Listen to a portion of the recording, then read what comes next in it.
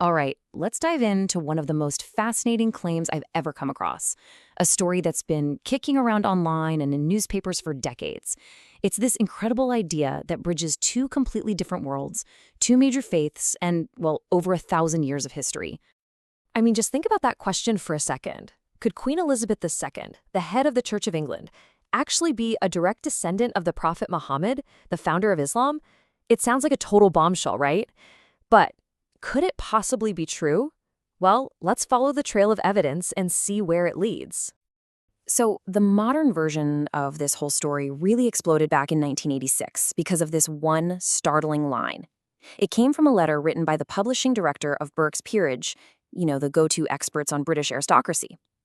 The letter proposed this very specific 43-generation family tree that supposedly connects the House of Windsor all the way back to the Prophet's own daughter, Fatima. Okay, so to crack this mystery, we've got to put on our historical detective hats. The first thing we need to do is start with what we know for sure. Let's trace the Queen's family tree backward, starting from today, and see how far back the solid verifiable records can actually take us.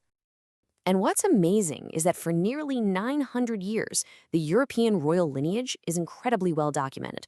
You can draw a straight line from Queen Elizabeth II in the 20th century back to King Edward IV in the 15th century, and then go way, way back into medieval Spain to King Alfonso VI in the 11th century. This part of the chain, it's rock solid, no debate here. But this is where the whole case hinges on one single person, one figure who is supposed to connect the Christian royal houses of Europe to the Islamic world. Her name was Princess Zaida, and she is the absolute linchpin of this entire theory. So, the story goes that Zaida was a Muslim princess who had to flee her home. She actually sought protection at the court of her family's enemy, King Alfonso VI. She ended up becoming his mistress, she converted to Christianity, and she gave him his only son, Sancho. But who was she really? This is where investigation hits its first major snag. And here it is. This is the heart of the problem. For the bloodline to be direct, Zaida has to be the daughter of the King of Seville. Now, later Christian accounts claim she was. But the Islamic sources from her own time period, which historians generally see as more reliable, say she was his daughter-in-law. And that one little difference, that one word, completely severs the direct royal bloodline. So you have to ask, why the two different stories? Well, it probably came down to politics. It was way more useful for the Christian storytellers to call her the daughter of the king. Why? Because it made her son, Sancho, seem like a more legitimate heir to the throne. As Professor Patricia Grieve puts it, the story is mostly speculation and legend, likely shaped by what people needed it to be at the time. Okay, but let's just say for the sake of argument, we go with the less reliable story about Zaidi being the king's daughter. Well, even if we do that, the trail leads us to an even bigger problem, a massive hole in the historical record. The next challenge is proving her family was descended from the Prophet at all. Yeah? You thought the first link was shaky? This next one is even tougher. We now have to prove that Zaida's entire family line, the Abbadid dynasty, were actually direct descendants of the Prophet. And that requires us to jump across centuries of undocumented history. We're talking about a 400-year gap. 400 years. That's the amount of time separating the Abbadid family from the time of the Prophet Muhammad. That is a gigantic black hole in the historical record to try and trace a bloodline through without any solid proof from the time. Now, the Abbadid family claimed to be Sayyids. This was a super prestigious title. It meant you were a direct descendant of the Prophet. But you have to understand, in medieval politics, making a claim like that was a huge power move. It was a tool to gain legitimacy and respect.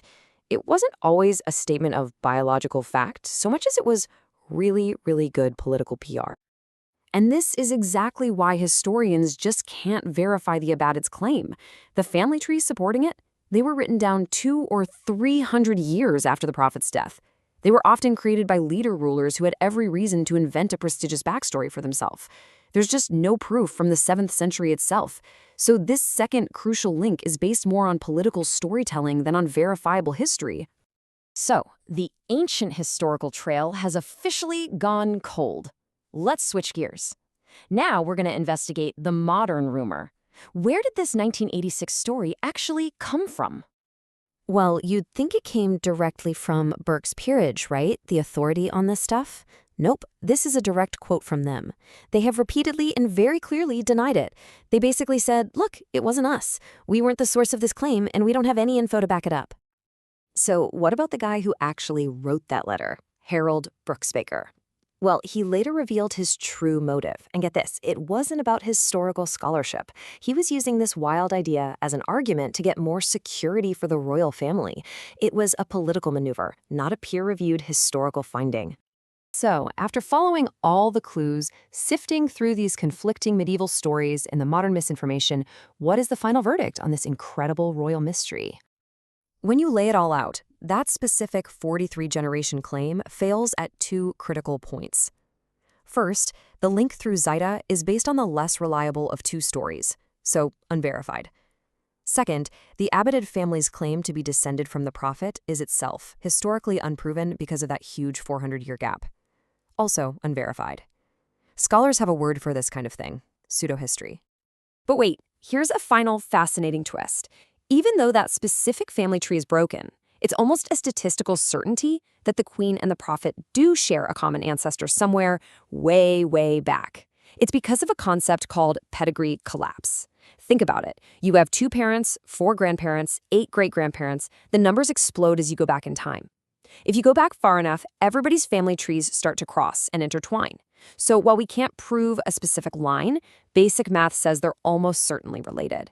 But that's a statistical probability, not a documented fact. So if the evidence for this specific lineage isn't there, why do we love this story so much? Why does it keep coming back again and again? Well, it's because it's a powerful idea. It speaks to this deep human desire to find connection across cultures and religions. It hints at this hidden unity between 2 worlds we usually see as separate, and it shows just how much power the idea of ancestry holds over our imagination. And that really is the biggest takeaway from this whole thing. It forces us to ask a much bigger question. A story like this can build bridges and create a sense of shared heritage. But is that enough? When a story connects us, does it matter if it's actually factually true? It really makes you think about the crucial difference between a good story that we want to believe and the much more complicated, verifiable facts of history.